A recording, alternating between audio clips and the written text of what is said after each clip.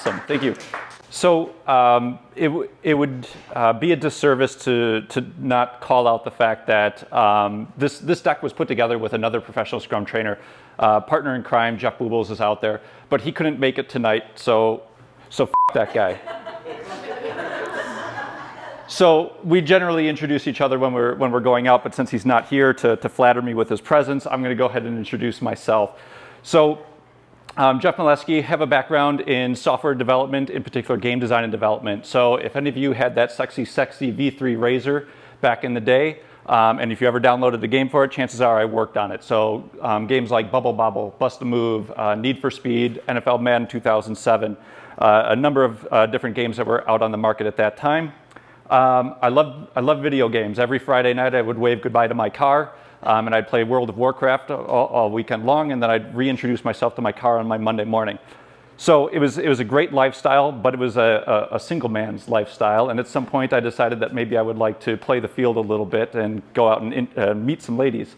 So that led me back to Wisconsin, because that's where the ladies are. And I got into enterprise application development. Good audience. I'm glad you're playing along with me here. It eventually wound up for me, and I met my wife out there, and you'll understand why this is part of the story here in a minute. And we got married really quickly. She Facebook stalked me when I was going to a Java programming class in the evening and trolled me for a little bit and really suckered me in. So we got married pretty quickly after about 3 months. We just celebrated our 9-year anniversary last week on the day after Valentine's Day. She originally tried to sucker me in for Valentine's Day, and I said, not a chance. We'll go the day after, and so it all turned out really well. So what is it? February 14th is Valentine's Day, right? Okay, good, because that's what I have to remember my anniversary. So I did what every married man would do, and about 6 months later, I ran away and joined the Army. And so that put a tremendous strain on our marriage, but for the better, and this is called foreshadowing in movies, but I'll loop back to this later on in the presentation and why this was so important. But when I joined the Army, after becoming a second lieutenant, so I enlisted August 2nd, 2011, I commissioned as a second lieutenant August 2nd, 2012, a year to the day later, and when I was stationed with my first company, being a fresh butter bar in the military, not really understanding what was going on, I was called into the company commander's office along with all the senior leadership.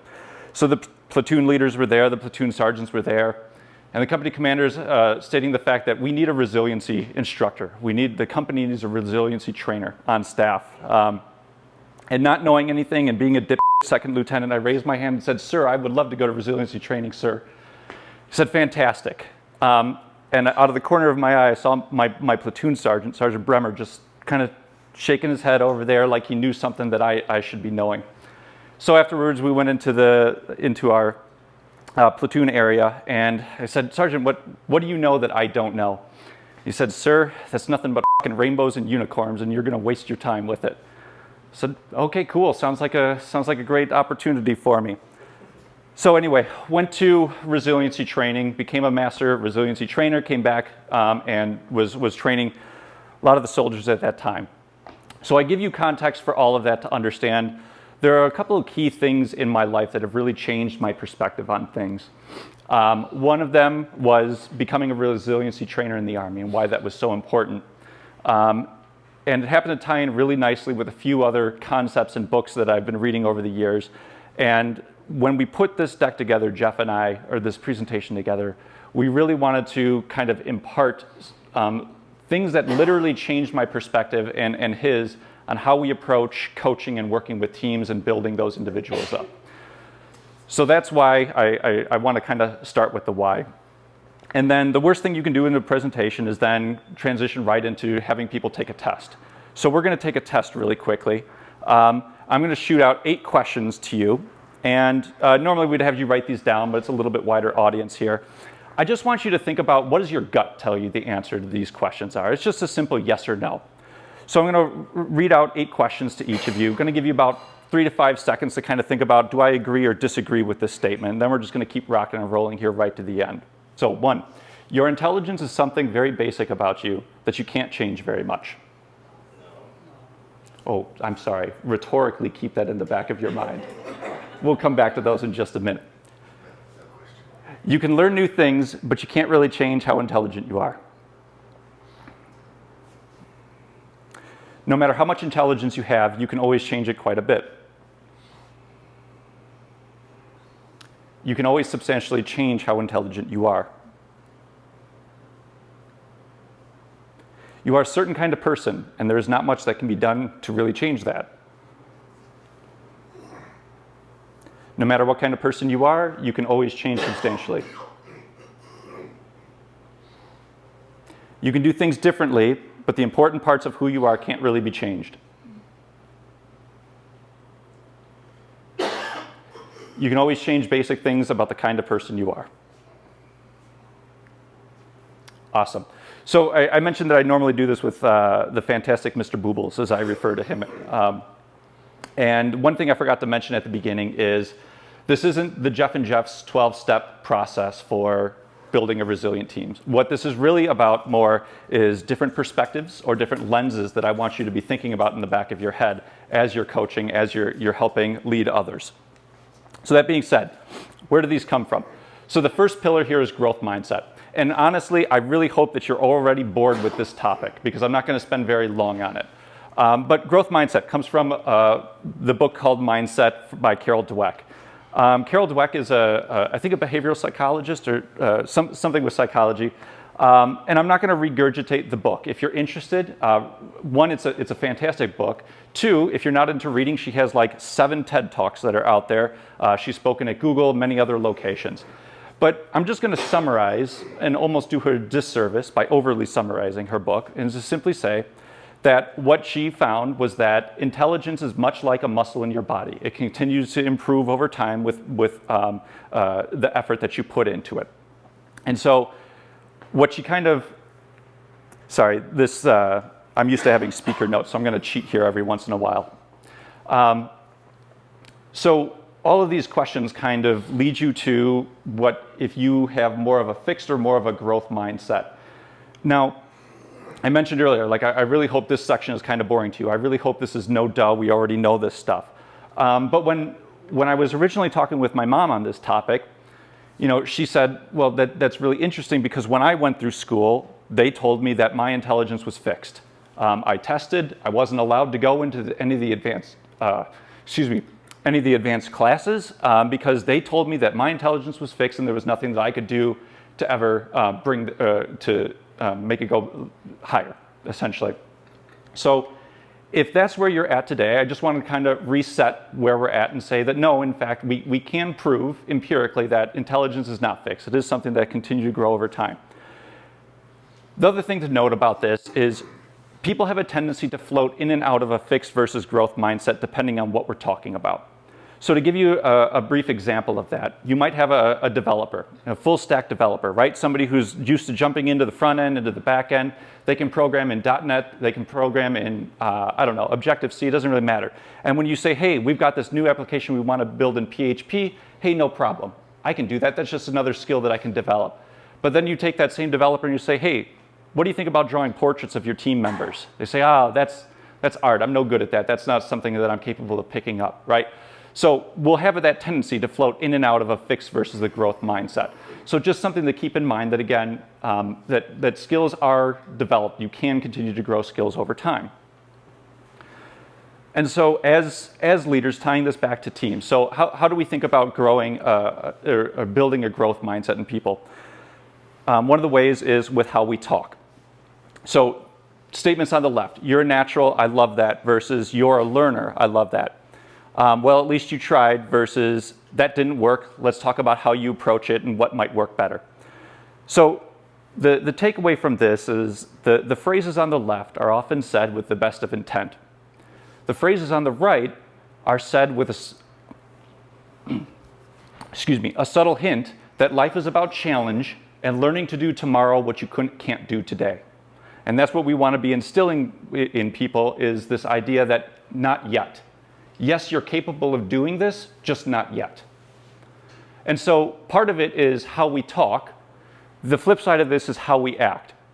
So when we're thinking about bringing these different perspectives, as leaders, again, we want to be thinking about, and maybe you've heard this buzzword, like building a learning organization, right?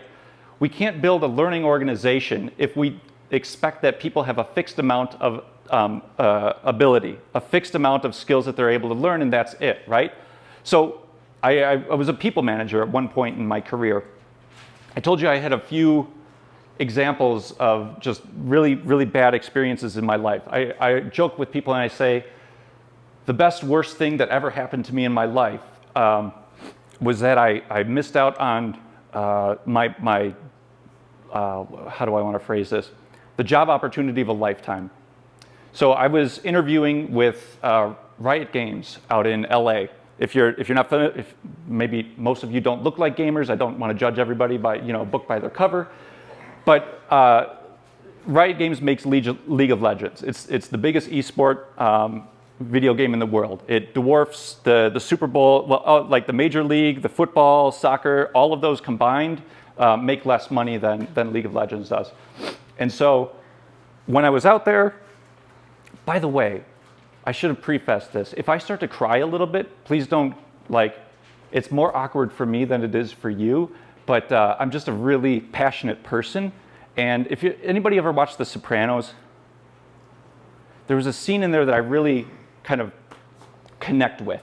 It's Soprano's wife. She's sitting there, she's watching a commercial, and all of a sudden she starts crying. She goes, "What the f***? It's a dog commercial." All right? That's me, okay? The sensors in my head that make me form empathy with people are broken. But a long time ago, I made the decision that I didn't want to take antidepressants because I didn't like some of the effects. And so I just say hey, crying is just part of the awesomeness that is Jeff. So I apologize if at some point I've got tissues over here, but anyway, I digress. So that learning experience, sorry, that learning experience that I had when I was going through that interview process, obviously it didn't work out for me. But what I took away from that was this sense of curiosity. And by the way, Mindset was one of the books that the recruiter had offered to me when I was going through it. Not because I needed it, but just she said, hey, this was something that kind of changed my life. And I for all the prospective candidates that are coming through, we give this to all of them. So I took it and read it, and I took that experience, and when I became a manager, that was one of the first things that I sat down with all of my direct reports and I did. I said, I want you to go out and I want you to find your dream job. It's likely not here, it's likely somewhere else. I don't care where it is, but I want you to find the dream job. I want you to find all the listed requirements. I want you to list out where you feel you're at today with those necessary job skills, and I want you to build a gap analysis. And that's going to be your growth plan for you as when I'm your manager. Because that's my job, is to set you up for success with whatever you want to achieve in life. And so that was me trying to live this, not just by the things that I was saying, but also my behaviors. So going back to creating a learning organization, some of the additional bullet points here that you might be able to take away. But I've already spent longer on this topic than I really want to. And this is just kind of, like I said, foundational, that if you're not on board with this, have a good night, because you're probably not going to get much out of the rest of this presentation. But enjoy the pizza. So the second one. So once we start thinking about skills as learnable, now enter in grit. So grit is an idea that was put forth by Angela Duckworth. By the way, Mindset was put out in 2008. Grit was put out in 2016. And so grit is this idea of, right in the title here, of passion and perseverance. And what Angela Duckworth was interested in finding out was, why do some people struggle and fail where others thrive? And now this goes back to the Army story. So when I was going through resiliency training in the Army, that was essentially the question they were trying to ask. They were having soldiers coming in that were figuratively and literally breaking. What do I mean by that? Figuratively, you put a soldier in a combat situation, and some will thrive and grow in those situations, while others will crack and fall apart in those situations. And they wanted to figure out, what was the difference? Why do some soldiers thrive when others break apart? The literal breaking apart was, in order to pass the Army physical fitness test, you have to do 2 minutes of push-ups, 2 minutes of sit-ups, and a 2-mile run. You have to accomplish so many sit-ups and push-ups in that 2 minutes, and you have to accomplish that 2-mile run in a certain amount of time. What they were finding was so many of these Army recruits that were coming through, Army warriors, which is what you are called before you earn the right to put on the uniform. Excuse me. Before you earn the right to put on the uniform, were literally breaking under the stress that was putting onto their body. And so Army has a regulation that if Army breaks you, Army has to fix you. And they were finding that when soldiers were coming through, the warriors were coming through, they were getting hip fractures, they were getting shin splints, all of these, literally their bodies were breaking down. And on average, it cost them about $10,000 in medical bills to fix these soldiers. And that's just fixing them. That's not including the lodging, the food, the uniform, and all the other costs that go into that. So it was in the Army's best, per soldier. So it was in the Army's best interest to figure out what is going on. Why are these people breaking down both mentally and physically? And so, again, I'm going to do, I think she's a doctor, so Dr. Duckworth, a grave disservice and overly generalize her book. But if you're interested, I highly encourage you to read it. If you're not into reading, again, she's got like 7 TED Talks out there, a lot of different things that are out there, all really good stuff. So, non-rhetorical question. What if you're smart? Do you need effort? Yeah. Why?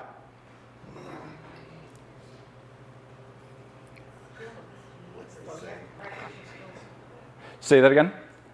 Skills. Being smart doesn't give you skill. Excellent. Being smart doesn't give you skill. So we often think about this, right? If somebody is talented, they've got an achievement. And so let's give you a hypothetical scenario. A lot of you mentioned that you're in here, you're working with teams, you're trying to build those teams up. And so your team needs to hire on a new team member. You've got Tom and Jerry. Tom is a natural. He was born to do this job, whatever it is, right? Whether it's a UX individual, front-end specialist, a database expert, doesn't matter. Tom was born to do this job. Everything comes naturally to him, and he is a top-notch team member, all right? Jerry is also a rock star. But Jerry has struggled to learn everything and has taken him a longer time, but they're both at the same point now here for an outcome. Who do you hire, Tom or Jerry? To do what? Whatever. To be a team member. Jerry. Jerry? So the person who's not a natural, the person who has to struggle, right? Head nods, it's Jerry. So the interesting thing about this is everybody says Jerry, but when it comes time to hire, we hire Tom.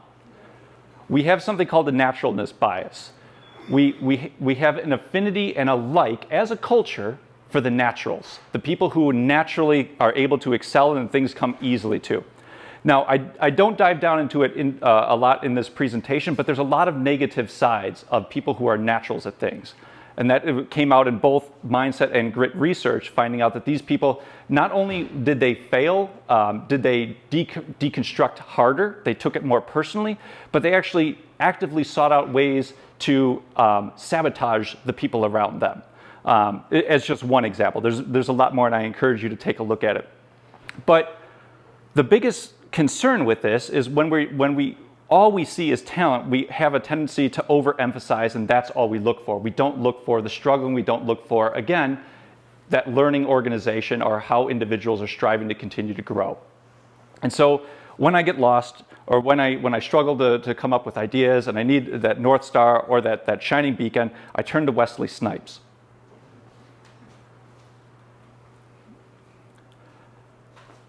And obviously I'm joking, but I really like this quote, right?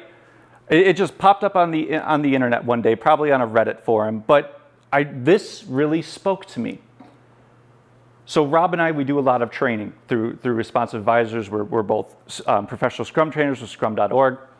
That process takes a very long time. The lead time from the point at which somebody says, hey, scrum.org, I'd like to be a trainer, to the point at which you are invited to be part of the community, the lead time is typically 1 year. That's the average. On average, you're going through 2 to 3 cycles of a roundtable with other PSTs to even get invited into the community. It's a rigorous process, but nobody sees that. What they see is game day. They see us in front of a classroom. They see us presenting. They see all the stories and all the exercises and all the activities and all the knowledge that they're gaining, and they say, hey, I'd like to do that. This sounds like a pretty great gig.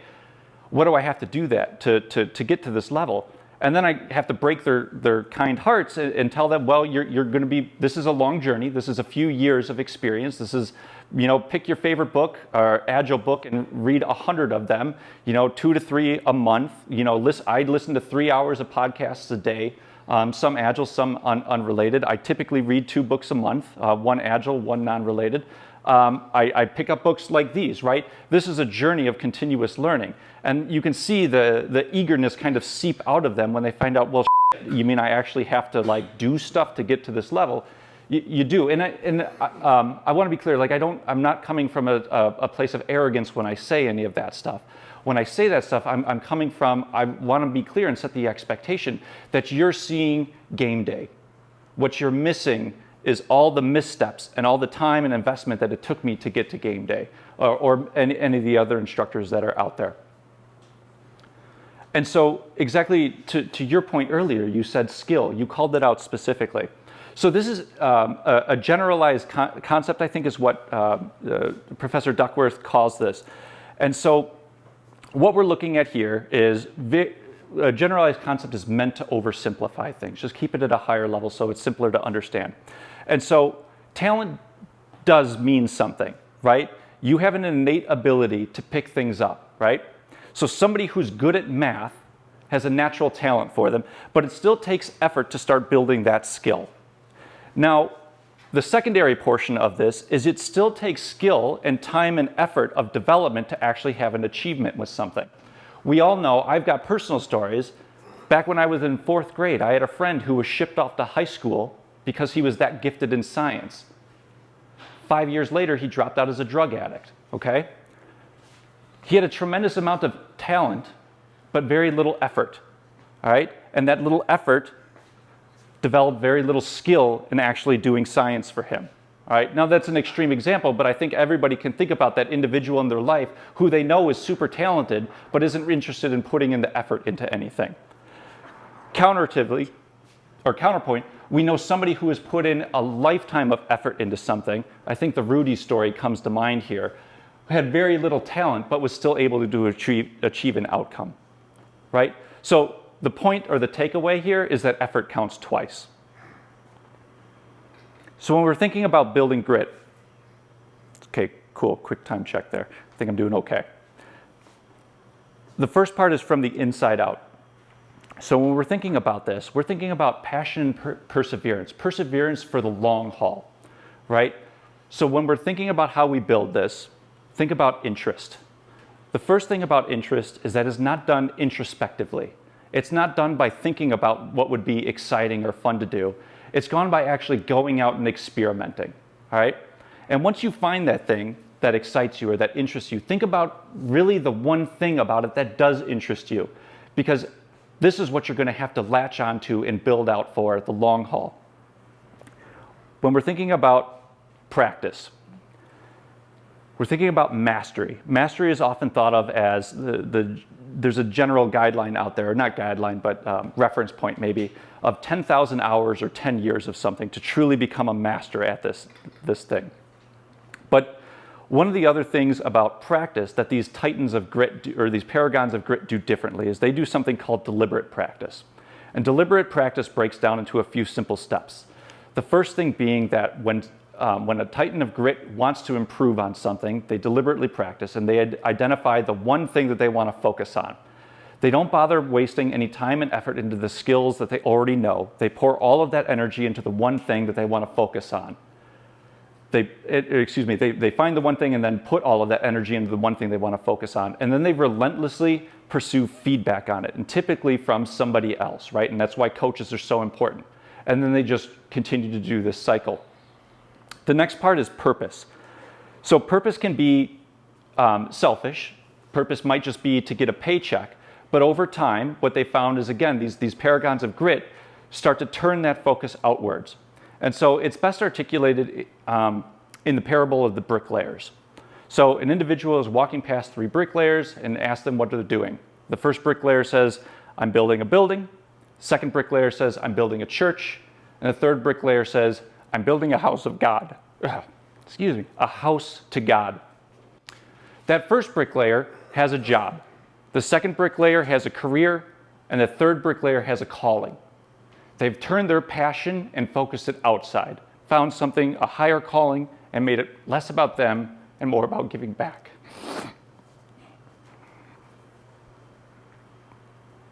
Told you to get uncomfortable.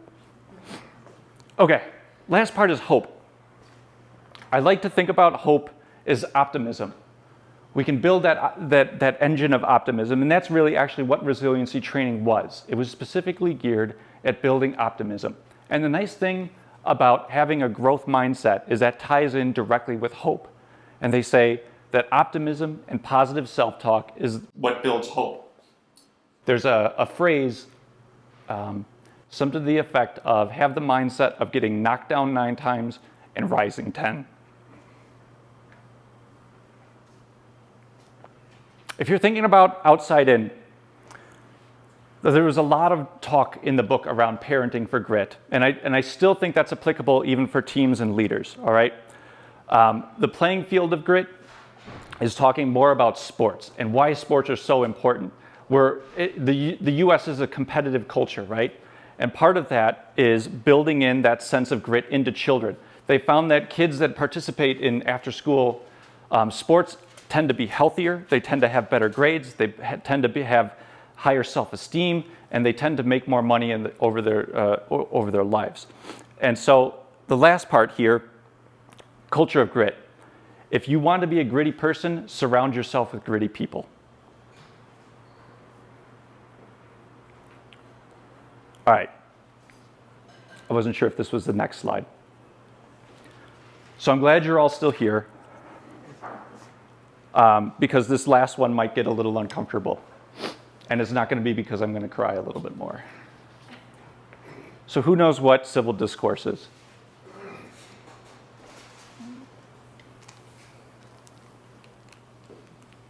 Take a guess. Come on, Mike. Polite conversation. Polite conversation. So let's break it down. What's discourse? It's discussion. It's just a fancy word for discussion, all right, or conversation. So I have I normally have speaker notes here, and unfortunately this is just duplicating my display, so I have to come with little cheat sheets here. Civil discourse is engagement in discourse or conversation intended to enhance understanding.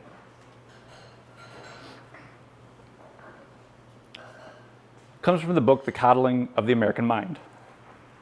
If anybody's familiar with Jonathan Haidt, he's also wrote The Righteous Mind. You've probably seen him on a number of talk shows at a certain time. Greg Lukianoff, let's see, the Foundation for Individual Rights in Education. You may have heard this coddling, this quote at one point in time. President Obama included it in one of his addresses to the nation. It wasn't a State of the Union, I can't remember exactly what it was.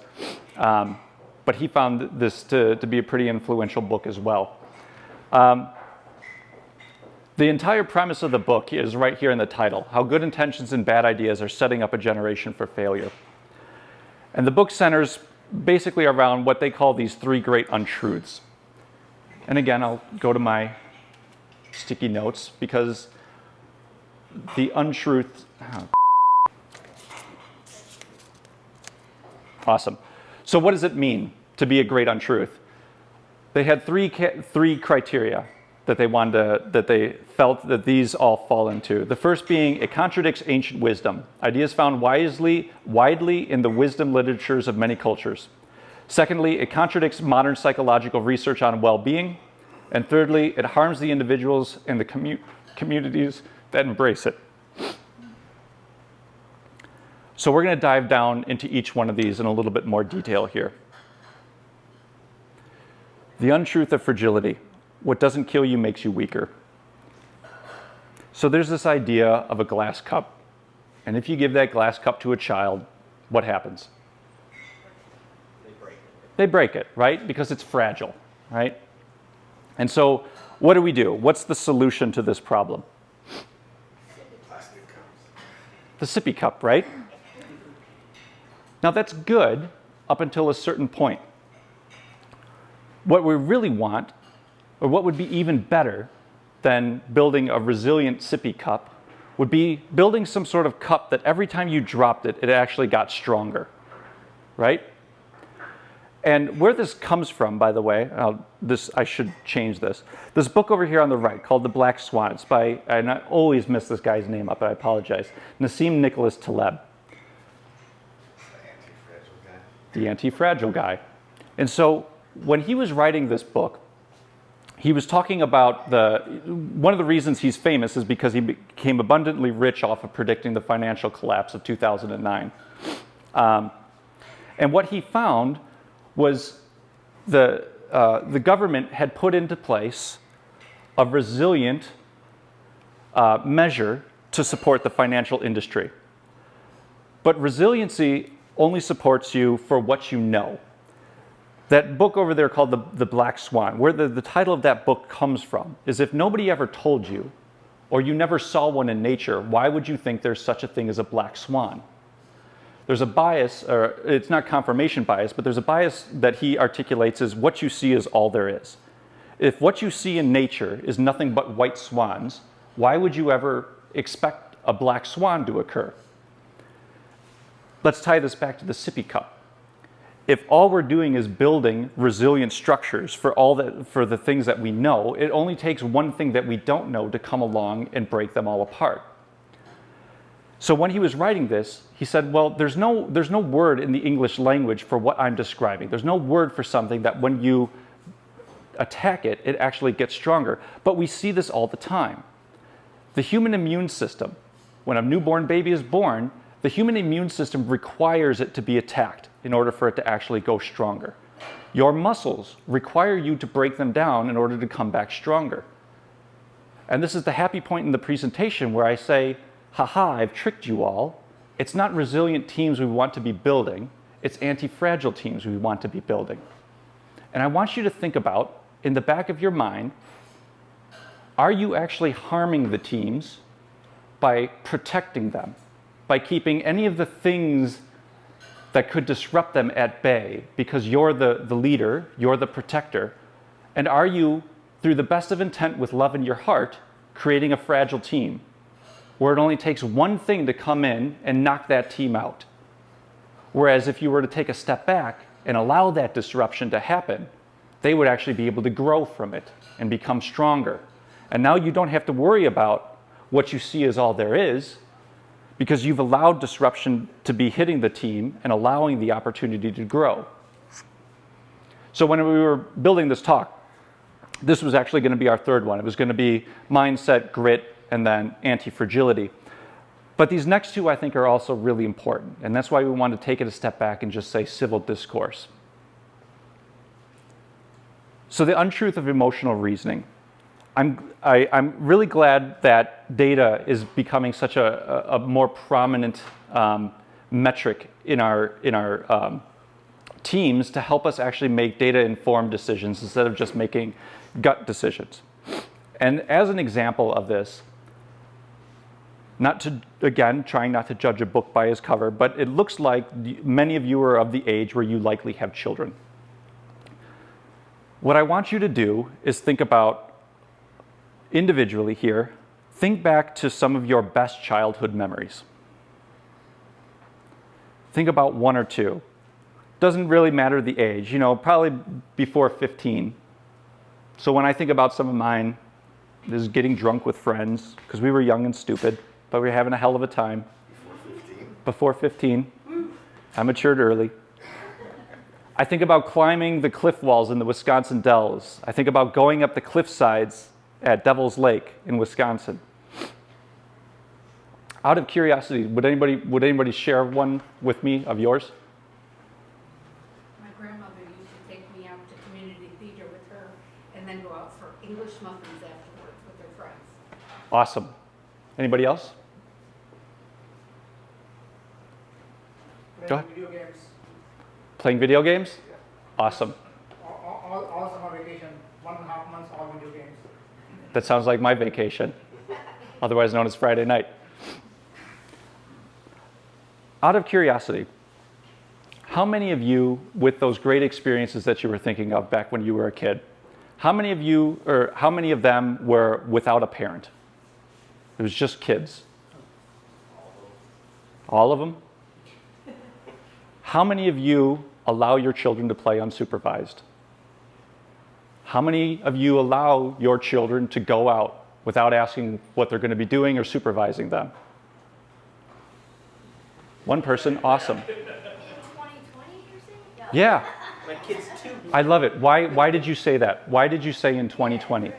No, I mean, I'm obviously being sarcastic, but I said it because, it's getting more frantic out there, you know what I mean? To have Yeah, because it's a scary world that we live in, right? Like one of my memories was like, you're riding your bikes, or we never, I mean, I am super old, we didn't lock our doors, you know what I'm saying? It's like just out and playing all day, not computer games, real life. Real life. Let them know, but it's like you have to have your cell phone, you gotta text me. with Yeah. an update every So hour. what if I told you that statistically speaking, over the past 30 years, there's been a consistent drop of crime against children.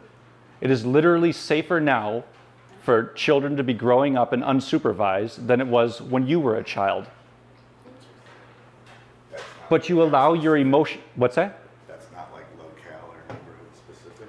Or, I don't know that specific, but just thinking like childhood abductions, childhood mortality has decreased. I think on them because nobody's letting their kids out unsupervised anymore. Maybe interesting, right? Correlation. Does A correlate to B? Does B correlate to A? Or is there a hidden variable C that actually influences both A and B? So absolutely. But what I would throw out there is if all you did was look at the evening news to find out if the world is a safe and good place, I would say that you would likely not walk away with that as the interpretation, right? And so again, taking a step back, what are those awesome childhood memories that we are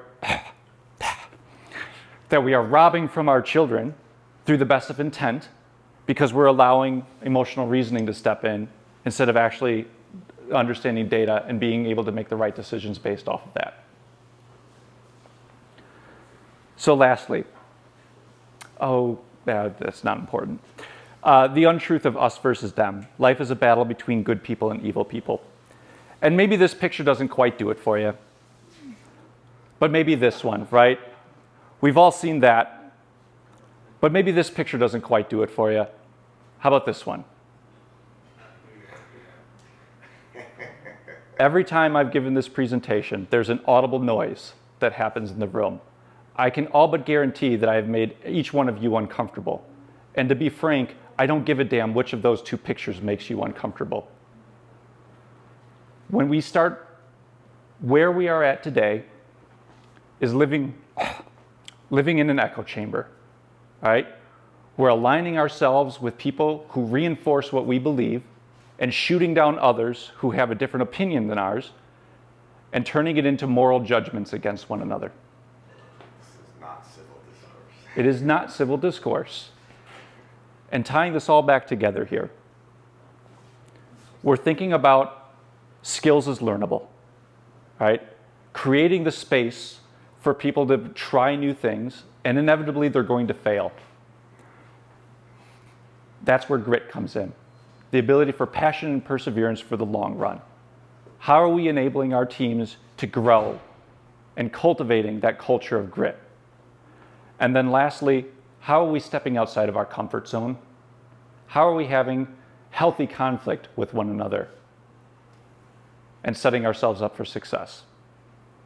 I know you have a lot of options for things to do on a Tuesday night, and I really appreciate that you came out to hear me speak. So thank you.